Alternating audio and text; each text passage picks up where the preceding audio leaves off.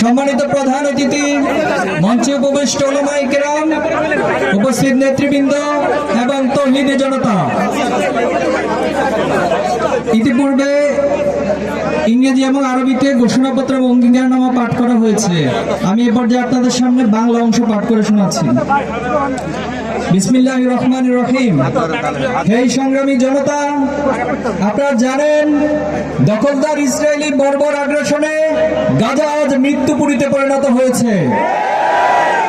খাদ্য, পানি, জ্বালানি ও ওষুধ প্রবেশের অবরোধ সৃষ্টি করে পুরো জনপদকে অনাহারে মৃত্যুর মুখে ঠেলে দেওয়া হয়েছে।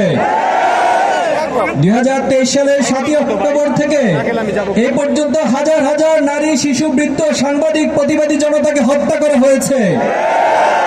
ক্রমাগত বোমাবর্ষণে হাসপাতাল, স্কুল, বিশ্ববিদ্যালয়, মসজিদ সবকিছু ধ্বংস করে দেওয়া হচ্ছে। রাতের অন্ধকারে শেষ আশ্রয়স্থল শরণার্থী শিবিরকে এয়ার স্ট্রাইক করে মাটির সঙ্গে মিশিয়ে দেওয়া হচ্ছে। সরাসরি গুলি করে হত্যা করা হচ্ছে উদ্ধার কর্মীদের। আজ এই গাজাকে কসাইখানায় পরিণত করা হয়েছে, যেখানে প্রতিদিন নতুন নতুন গণকবর খোঁড়া হচ্ছে। আজ দিনের পর দিন দখলদার ইসরায়েল সেই কবরকে আরো বিস্তৃত করছে। প্রতিনিয়ত দীর্ঘ হচ্ছে নারী, শিশুদের লাশের সারি। সাংবাদিকদেরকে হত্যা করা হচ্ছে যাতে বিশ্ববাসী ইসরায়েলি বর্বরতার সত্যটুকুও জানতে না পারে। এই পর্যন্ত শত সহস্র মানুষ নিহত হয়েছে।